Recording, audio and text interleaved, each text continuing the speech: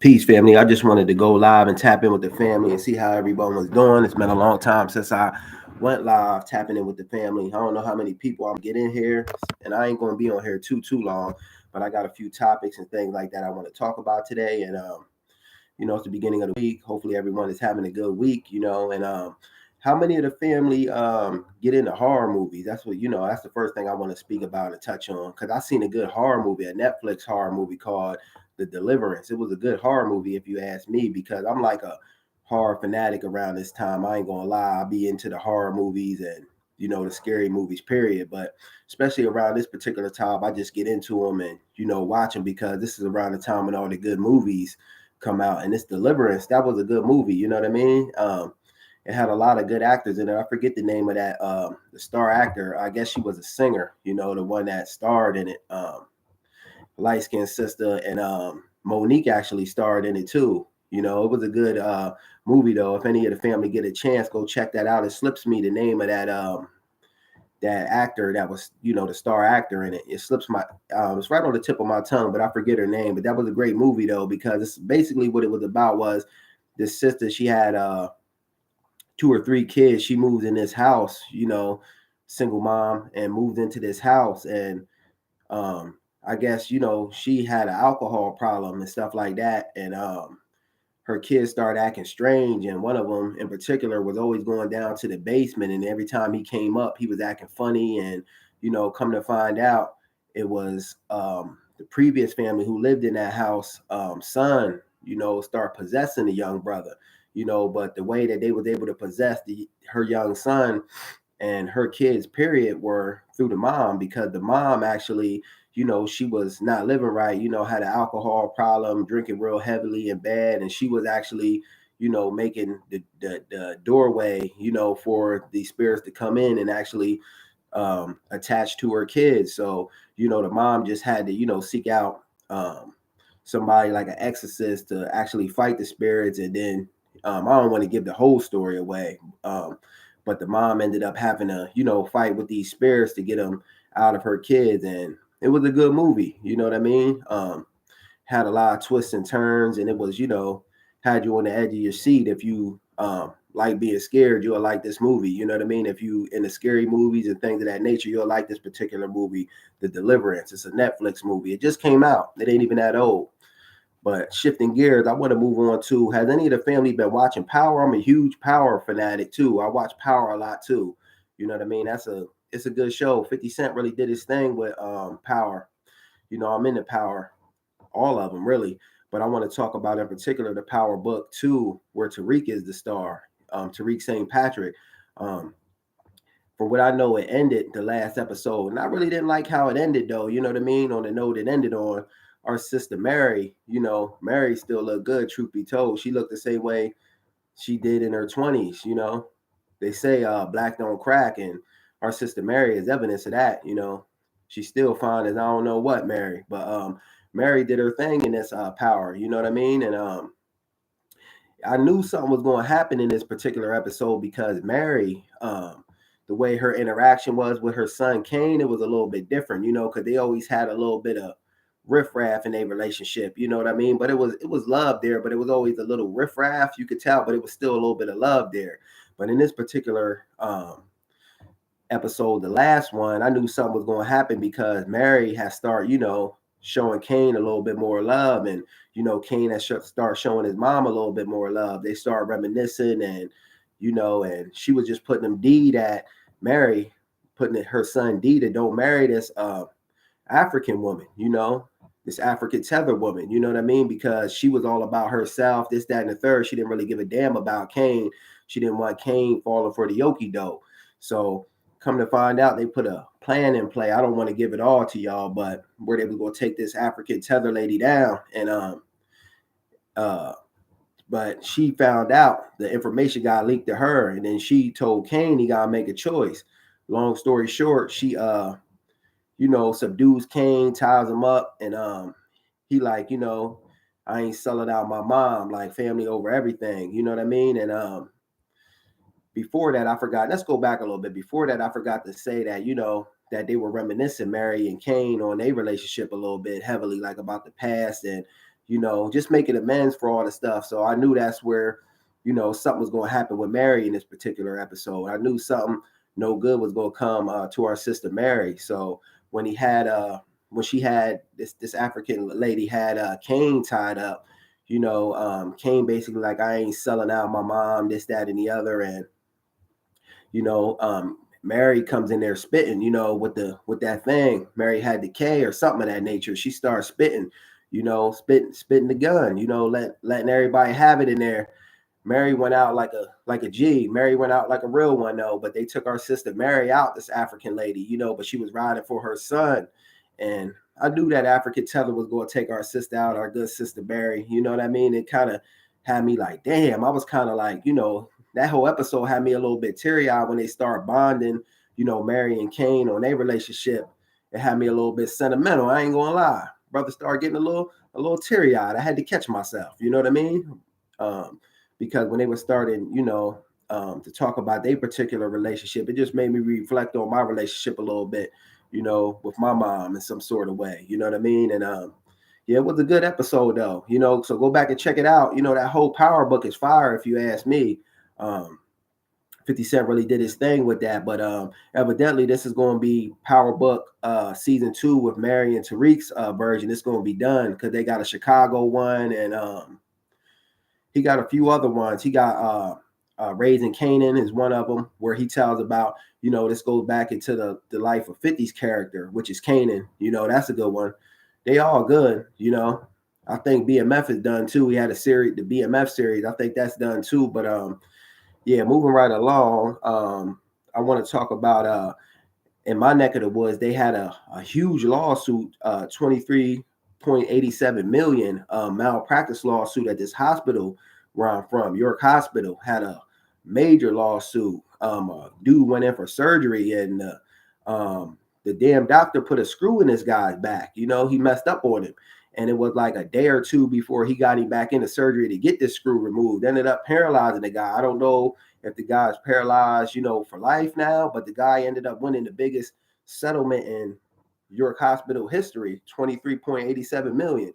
But I heard a lot of sketchy things coming from that York Hospital where they messed up on people. A lot of people told me that their family members have been messed up from this particular hospital. So, a lot of janky stuff goes on at this hospital, but evidently this dude sued the pants off of him, 23.87 million.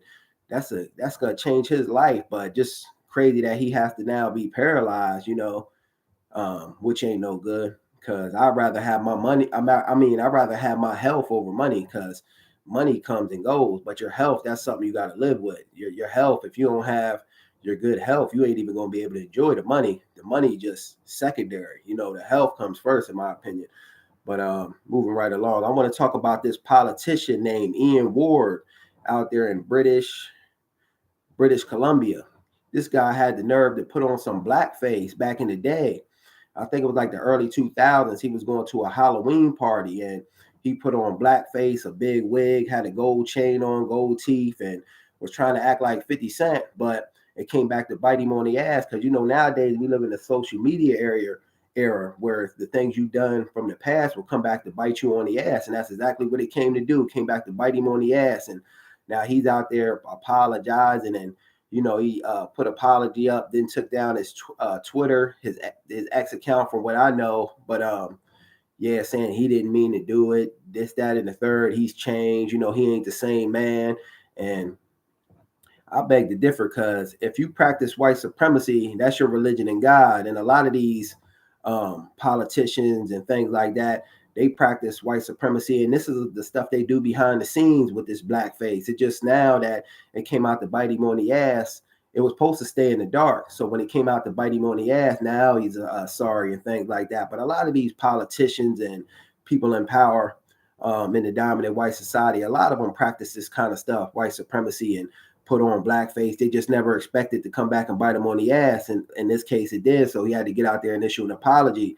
But evidently, the spokesperson up there in British Columbia said that ain't nothing going to be done to him, for this matter, I guess, But to me, something should be done. He should be, removed from whatever position he got out there, whatever position he holds, because you can't have somebody that practices white supremacy with these kind of views in a position of power, because they practice bias, but that's the way the system wants it. Because a lot of these people that sit on these boards, commissions, and, are part of governors, senators, they practice white supremacy, truth be told. And this guy was clearly practicing it, but evidently nothing's going to be done to this dude. You know what I mean?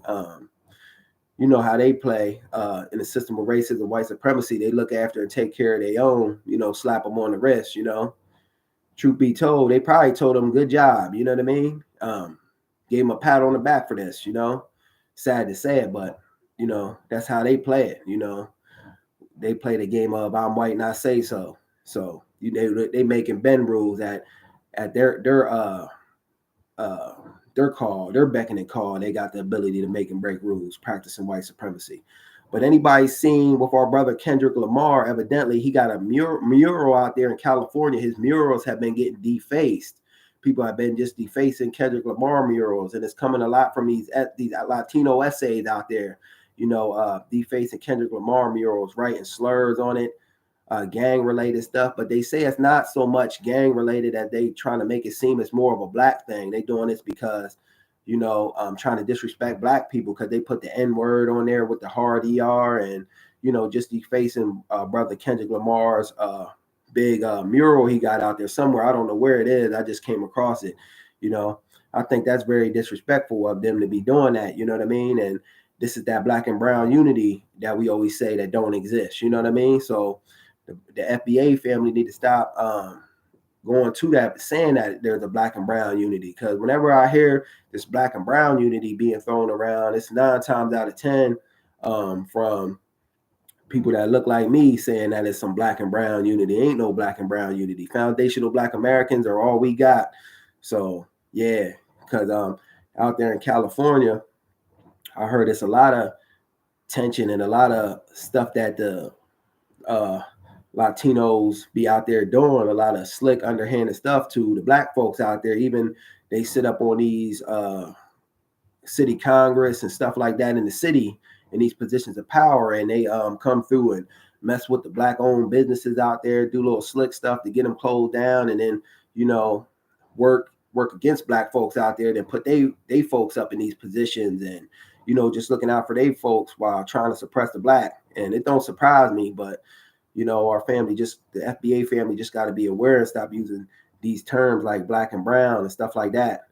But anyone heard it's a massive thing going on with these port strikes right now. They decided, I covered it a little yesterday on my page. These port strikes, they're affecting major cities on the East Coast, such as New Jersey, Baltimore, Philadelphia, and it's many more. I think the Carolinas is going to be affected, but I got the audio and the video of this, and I want to talk about it.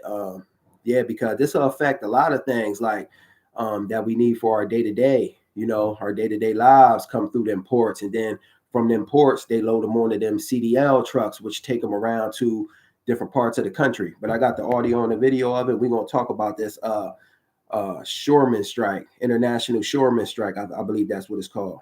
Just a second, family. Let me go grab it. The video I wanted to show y'all. Okay, here we go. And this one's a port worker strike becomes violent in Baltimore. Kamala Harris is lying. Just a second for this commercial to run its course. Here we go. We start the top of the hour this morning with a Fox 5 News alert. Thousands of dock workers are on strike, causing ports across the U.S. to close. Yeah, in total, 36 ports shutting down, including the port of Baltimore. Melanie Allenwick is there right now live, and she appears to be telling us since this morning that it's been heating up there, and it hasn't been a pleasant sight for many folks, especially the drivers coming in. That's right. So for some people, I think it might have been a bit of a surprise. However, this has been in the news that it could be happening for a few weeks now. So you can see the picket lines behind me here. And this is the main entrance to the Port of Baltimore, the Dundalk Terminal. And you'll see they're walking around the picket lines in circles. Now, Baltimore police were here earlier reminding the picketers that they cannot block the entrance to the port.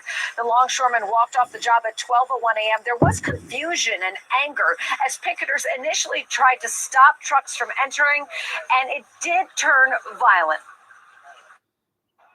I come here for 7 years. I've pulled Bloody. trash See and that, family? debris out I of don't know if y'all here can see that. for the Port of Baltimore, and the officer told me to come back and go in there to get out of my way, and they attacked me and broke the windshield and lacerated my face. Look at it. Now, we don't know exactly what happened. The union members said the truck hit one of the picketers as they swarmed around it.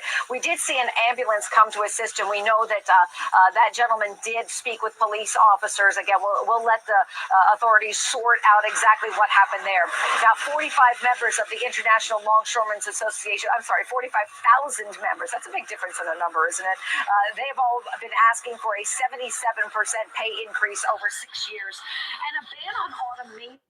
Yeah, evidently, why the Longshoremen's Association went on strike is because they was getting low wages, and in this economy, the way everything is, so heavily inflated, you need compensation for your work nowadays, and unloading them big containers that come through on them ships, them big ships, that ain't no easy job. That'll break down your body. So they need to be paying these longshoremen people what they're worth. You can't just have people working and breaking their body down for low paying wages. You know what I mean? This is kind of ties back, like I always say, into that immigration thing. That's why they flooding the zone with all these immigrants, because they know they can get these immigrants to get out here and do the jobs that American people won't do, and give them crumbs to do it. You know what I mean?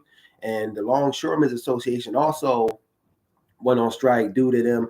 They're doing something with automation, automating the cranes, and automation will basically remove humans from doing that job. I guess they giving pushback to this automation thing that might be coming down the pipeline. But I don't blame them for going on strike. But this will affect a lot of things, family, now that they on strike. So we got to keep that in mind, like food, necessities we need for our day-to-day lives, toiletries, just everything you might need. You might want to get stocked up on it now, because they saying as a result of this, them going on strike, that it will affect a lot of different things in our day-to-day lives. Things will get inflated on us even more. The prices of things will go up now, and I don't respect that, because they done draining the bank account on us everyday average people that just go to work. Already, we already feeling the effects of high prices of groceries, gas, rent. Rent's going up. A lot of people I'm hearing talks about their rent going up. Even me personally, I go to the grocery store with about, if I take $100 in there, where $100 used to be able to get you like 2-3 bags of food, $100, you only coming out with just one bag now. That's insane. The prices of things is way too high. And, they saying now with this, these port workers on strike, that we're going to be feeling the effects and the blowbacks of that, because things are going to go even higher than what they are. So it's just crazy. I got some more stuff with this port, this shoreman strike, port worker strike. Hold on, family. Let me pull this video up. Where is it at?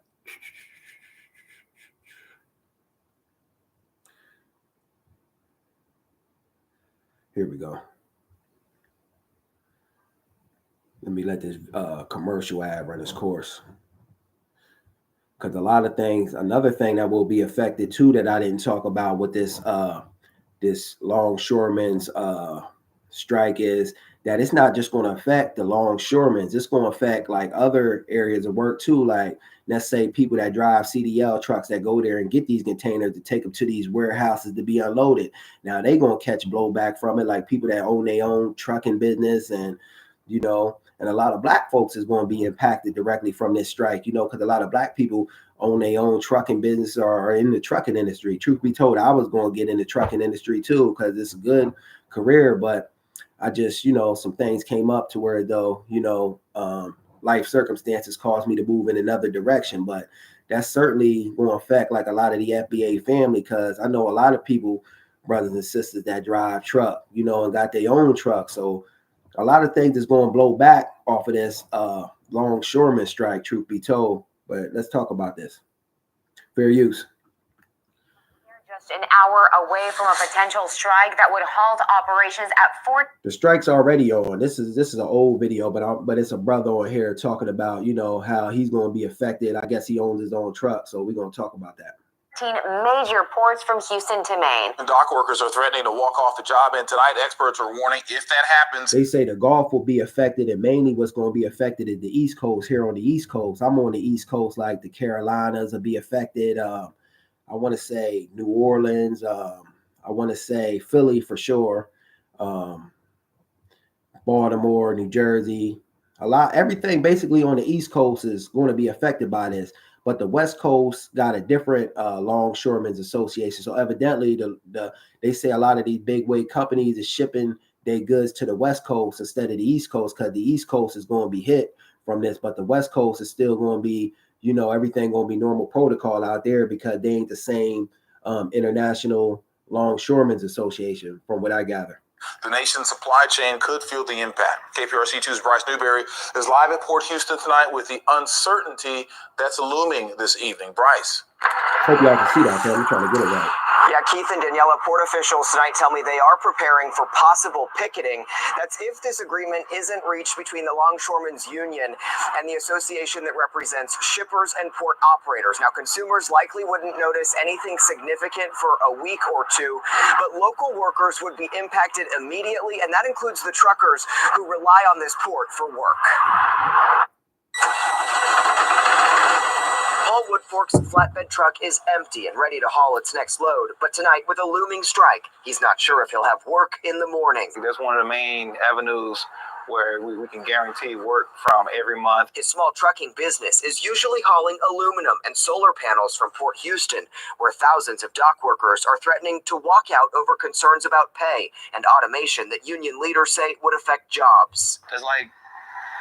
See, they striking over pay and automation, because automation, you basically replacing the human with machinery, robots, and things of that nature. But I think we're going to see a lot more of that automation, so that's something that the family should look out for, pay attention to that, because a lot of these jobs where it don't take no real skill to do, I hate to say it that way, but that's, the only way to put it, that don't take real skill to do, like these manual labor jobs, they're going to start replacing them with automation. So it's best to just, start to look outside the box on things. But yeah, this brother owns his own business, and he said he's going to be affected by it, you know what I mean? Because, the trucks got to go to these ports to get the goods, to disperse them to these warehouses. So if ain't nobody unloading it, how the truckers going to get the goods? They're going to catch blowback to this too. And a lot of FBA family that got those trucking businesses, such as this brother,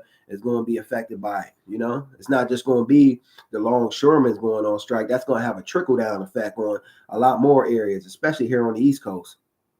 It's like having a guaranteed job stop on you, and then you have to figure it all out with what you have is mind-boggling. The strike, which would be a first since 1977, would shut down 14 major ports along the East and Gulf coasts and could cost the economy up to $4.5 billion a day. More than 3,300 workers are part of the union in Houston, where consumer goods like electronics, toys, games, furniture, apparel, food, and alcoholic beverages dominated 2022 imports. Every day that a typical port is shut down, it'll take up to 5 or 6 days to clear that. If this thing lasts a week, then you're probably looking at a month before things get back to normal. For months, retailers have been bringing in products earlier or shifting them to the West Coast, the National Retail Federation warning even a minor disruption would have a negative impact and cause delays at a critical time for both retailers and consumers ahead of the busy holiday shopping season. What kind of plans have you come up with in the meantime? Still working on the plans. Woodfork is hoping to find work elsewhere if the strike happens without any other option to keep up with expenses. You still have a family to feed and insurance to pay, gas bills to pay, and everything, and employees to pay for as well. Damn, and they did go on strike. I know they went on strike. Yeah, because they weren't meeting their needs. They weren't getting paid proper wages. I just, hope it don't last for too long. They were saying, it might be like 3 weeks to a month. It might last. Hopefully it don't last that long, because that's going to for damn sure have a trickle down effect. It's not just going to be the Longshoremen's Association that's going to be affected by this strike. It's going to be the CDL drivers, that drive and haul this freight to take it to these warehouses. It's also going to be us, the day-to-day consumers. We're going to be hit by this, because it's going to inflate the prices that we pay for everyday necessities, such as food, alcohol, whatever you need. It's going to be affected by this. So hopefully it just don't last too long, and they can come to some kind of agreement. The Longshoremen's Association with this, I forget the name of it, but they got to come to some kind of agreement, to put an end to this strike. So moving right along, have any of the family heard about the reparations pump fake, the reparations game that they ran out there in California? You know what I mean? Playing around with reparations. I don't respect that. They got these tethers up there at the Legislative Black Caucus on behalf of Gavin Newsom to crash out the reparations movement that we had going on out there. It was starting to gain traction, but they actually crashed it out. And this is why I don't feel like people that's non-FBA should be serving on these boards of reparations. You should have some kind of tie to the lineage, at least one parent or both parents, because, and even then you still got to be vetted, even if you got both parents that's FBA, because we got to see if you got a commitment to Black empowerment and wanting the best for your people. Because a lot of times people are getting in here, instead of playing as a team and trying to get reparations, they got their own agenda where they taking pay cuts behind the scenes to sell us out. And, that's exactly what they did out there in California. And they got like some Gavin Newsom now. He going to sign a public apology for slavery. Damn, a public apology, go ahead and do the right thing, which is cut the check, start pushing it forward to get the check cut for foundational Black Americans. Apology, we the only people that they want to play the symbolism game with, say an apology, give us a statue. When other groups of people, they get reparations cut. When things are done to these folks, they get reparations for their specific group, but they want to play the game of benign neglect with foundational Black Americans. And I don't respect that, because Gavin Newsom has some nerve, man, to sign a public apology for slavery and things like that, when you were the direct cause out there in California of that reparations bill getting shot down. And I guess this tether, a suspected tether by the name of Corey, gonna say that with his reparations, he wrote up something on reparations and said that it should be child care, discrimination on the hair should be a part of reparations, and the ban of books in prison should be a part of reparations. This ain't nothing to do with reparations. Reparations is you got to pay a debt. You got to dish out some kind of money, and this is the thing that they fighting tooth and nails to not have to do, is to dish out some money. They'll say, well, we'll give you this, we'll give you a free gym pass, we'll give you housing vouchers, we'll give you this, that, and the other. But the game they don't want to give up is the money. Cut the check. We're not worried about all this other stuff, because with the check, foundational Black Americans will be able to get that massive leg up. Sure, we have some people that won't do absolutely nothing with the money, but you'll have that in every culture, every group of people. But the majority of foundational Black Americans that use that to buy homes, get businesses, get things popping. And this is what they don't want to happen, truth be told, that's to get that massive leg up. But they're going to have no choice but to cut reparations, and do the right thing, and these tethers can try to undermine as much as they want, but ultimately reparations will be paid, to descendants of slaves here in America, descendants of freedmen. It will be paid. They just trying to fight tooth and nail to not get it done, but they eventually gonna have to atone for America's original sin, which was slavery. But I want to talk about a case that I seen a case I seen a while back, but I just never spoke on it. I want to talk about a case of our sister, young sister, about 13 years old, who was unalived by it's some I don't know if it was her stepdad, but I knew it was a guy that knew her family. Her name is Naziah Harris. I hope I'm not messing her name up. I don't know if it was a stepdad or somebody that just knew the family, but evidently he unalived his sister. The sister's body never been found. And the reason he unalived our sister was because he was actually sleeping with our young sister. No good, dirty, rotten bastard. His name was Jarvis Butts. You know, he was actually sleeping with our sister, and our sister became pregnant. He was molesting her and raping her, and our sister became pregnant, and he unalived her because what had happened was he was the last person seen with her, and the day he actually supposedly unalived her was the day he was supposed to turn himself in as no good bastard Jarvis Butts for a gun charge, but instead of turning himself in, he went to unalive our sister, Naziah Harris. I hope I'm pronouncing her name right. He went to unalive our sister, and yeah, it's just an unfortunate set of circumstances. This is just crazy, family, because you know, evidently this guy had a long history of sexual abuse of children dating back to 2005. And why the hell was this guy on the streets? Why the hell wasn't this guy kept under a microscope? You know what I mean? And the family might have been complicit in it as well. I hate to say it, but it's the truth, because this young sister, Naziah Harris, she wasn't looked after that good for, you know, this to happen, if you ask me, because this guy was preying upon, you know, young children. You know, what he would do was, according to news, was he would get with somebody like a woman, and, you know, in all actuality, he didn't give a damn about the woman. His mind was set on, you know, violating that child. He would mess with women that had young girls and things like that in hopes of getting with them and doing wickedness to their child. And this is what this was a case of. And they never found our young sister's body, but they saying she's been, you know, unalive because she ain't been reaching out on social media. Her birthday passed. She ain't reached out to none of the family. And, you know, this guy got a long-standing history of molesting children and things like that. He even molested a few other children. And one of the children he molested was like a 4-year-old that this no good bastard gave an STD to. So hopefully this Jarvis Butts gets everything he deserves, plus more. Hopefully, you know, they violate him in prison and hold him accountable for his wicked transgressions. You know, truth be told, they should violate him the same way he violated our young sister, Naziah Harris. You know, hopefully I ain't chopping and screwing the name because I'm bad with names, but hopefully they, you know, violate him the same way he violated our sister Naziah Harris, if you get my drift. You know, hopefully the brothers in there treat him, you know, and hold him accountable for his wicked transgressions, because this guy, truth be told, he was a real piece of you know what, if you ask me.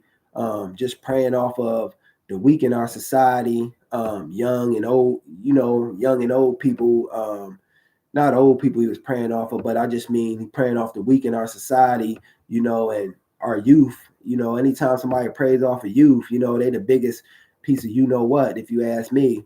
You don't, this kind of actions is unexcusable, you know what I mean? And truth be told, the family should have guarded our young sister a little bit better, you know, and watched over her a little bit better, because they had to know this guy, if he been, you know, had a record of this back from 2005 for being charged up for child sexual abuse. They should have knew that this guy, you know, shouldn't have been around no kids, and they should have, you know, kept this guy away from kids. All in all, you know, looking after the kids a little bit more, because maybe our sister would be here. I know you can't say shoulda, woulda, could have, but this kind of stuff really aggravates me and gets me mad, because what he done to our sister was just wrong. And then to cover up his wicked and devilish deeds of getting her pregnant, raping her, he goes and unalives her, you know, before he had went to jail. Because I guess if he they was trying to say if he went to jail or something along that line, he wouldn't be there or something. I don't know, but he's just a sick man, if you ask me, to unalive a girl, to get her pregnant first and foremost, you know, to be sleeping with this young girl and violating her. And then before you you're supposed to turn yourself in and then you go unalive our young sister. Hopefully he gets the max, charged up to the max for his devilish deeds. And hopefully they treat him in jail, because I don't respect this dude. You know what I mean? He's a true predator, and he was out here committing atrocities, and he should be held accountable, because the family too, I don't really like how they, I believe they were complicit in it too. You know what I mean? Because they should have guarded our young sister Desire Harris a little bit more and vetted people they bring around. And this could be a message to the family too, especially our sisters out there. Be careful who you bring around your kids. You know what I mean? You can't just be having everybody around your kids, because everybody that says they for you, some of them people could be really against you and seeking to do you some harm. So people in general, raising kids, be careful who you let around your kids, because this case of our sister Desire could have all been prevented if this Jarvis Butts, no good bastard, might have been vetted. They should have vetted him and took into account, who they was dealing with, because he had a long-standing track record, they said, back from 2005 of doing wickedness to kids, sexual abuse of kids. So he should have been, vetted. He shouldn't have been allowed around anybody's kid, because he was a true predator. What he did was try to date women, on the guise of dating them, but in all actuality, he was seeking to molest their kids, true predator type of stuff. So any of the family out there, that's bringing somebody into your life, and you trying to have a relationship with that person, you got kids, vet that person. Don't just bring that person around your kids, get to know that person. And even if you know that person, still keep a guard up, because, the devil comes in many shapes, forms, and fashions, and a lot of the times the devil plays trickery games to convince you that, he's one way when he's really another. And it's the same way people do, play games and, put up a front, say they this way, and in all actuality, they trying to seek and do you some harm. Because our sister Desire, she should have been more protected, if you ask me. And I seen a couple news segments where it said the family, had something, should have, guarded this young girl a little bit better. And I think they should have, they're kind of complicit in it too. They're complicit in it as well, if you ask me. And everyone involved in this, I think even the family members who didn't protect her need to be hit with something, because how could this go on under their eyes of this woman? I don't know if she was raised by her mom or her aunt. I heard a couple different stories. How could this be done where our young sister was, getting molested, getting impregnated? And this happened back a little bit. He's been doing this for several years, messing with this young girl. So, nobody didn't know nothing. This just a fortunate set of circumstances, but hopefully this no good Jarvis Butts gets everything he deserves and, gets held accountable and in prison. Hopefully they don't let him have an easy, nice going stay. Hopefully he's in there getting treated, and truth be told, he needs to have the same thing done to him he done to our young sister. And that just is what it is, because I'm sick of people like hearing these stories about our young in society getting harmed. I don't rock with that. You know what I mean? And we need to start, these people need to have the same thing done to them that they done to these young kids when they violate a kid. Cause that's one of the most sickest and wickedest things, if you ask me, is violating the kid, violating the kid's trust when you're supposed to be in their life. You know what I mean? And this Jarvis Butts, he had a long-standing track record of violating kids. And he even gave a 4-year-old, which is sickening, an STD, family. Yeah, I don't know. But hopefully this guy just gets charged up to the max and never be able to see the light of day. And hopefully they hold him accountable in jail. The brothers up in there hold him accountable for his wicked and devilish transgressions. But, yeah, I ain't get too many people on this live stream. I just wanted to tap in and get a little bit familiar with doing live streams, because I'm not that good as I want to be at live streams, but the only way you get better at something is if you keep practicing. So I want to tap in with the family a little bit more and just see what people's doing. And and if you're watching this on the playback, have a good week, family. It's the beginning of the week. Have a strong week, stay motivated, stay positive, because your thoughts ultimately going to affect your reality. If you go around thinking negative in life, you're going to get negative. But if you go around thinking, I'm going to, have a positive week, I'm going to be productive, you're going to draw all that to you. See, what people fail to realize is that you draw to you what you're thinking, you know. So if you're thinking negative, you're going to continue to draw that to you. But you got to think positive in order to bring positive into your life and your set of circumstances. You know, negative only beget negativity, but positivity beget positivity. Positive thinking will bring about positive in your life and bring positive into your reality. You know, every day we wake up, it's a blessing. You know, it's an opportunity to get out here and do what we got to do and show up for ourselves in this world, because ain't nobody going to hold our hand and walk us through none of this.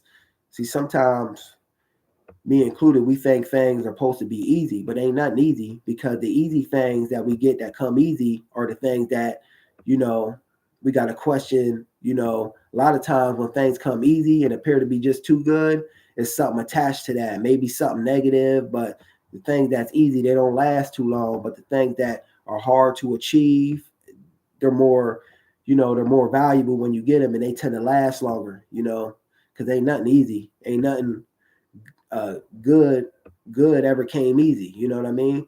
Well, bad things more often than not come easy. You know, if it's easy money, a get rich quick scheme, you know, it's most likely not no good in that. But you know, when we do positive things, even though it takes us longer to achieve, then positive things, you know, bring about more in our lives.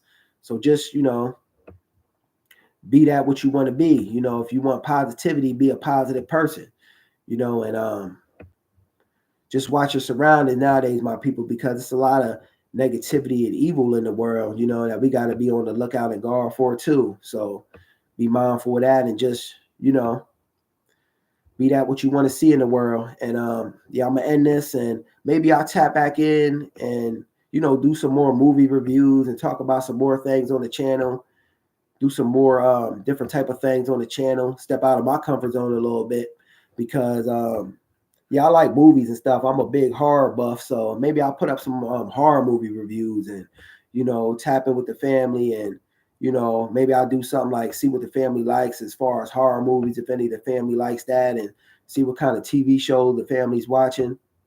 I want to get some more workout videos in, truth be told, too, because I like working out. So I don't know if any of the family is into working out, but I want to get some more like fitness videos and, you know, cooking videos up on the channel, because I want to start making a shift too of like eating healthier, you know, healthier food. And maybe I'll start putting up some foods on the channel that I'm messing with, and just do some different kind of things. But yeah, I want to say just have a good week, family. And yeah, we out. Just my thoughts on the matter. Peace.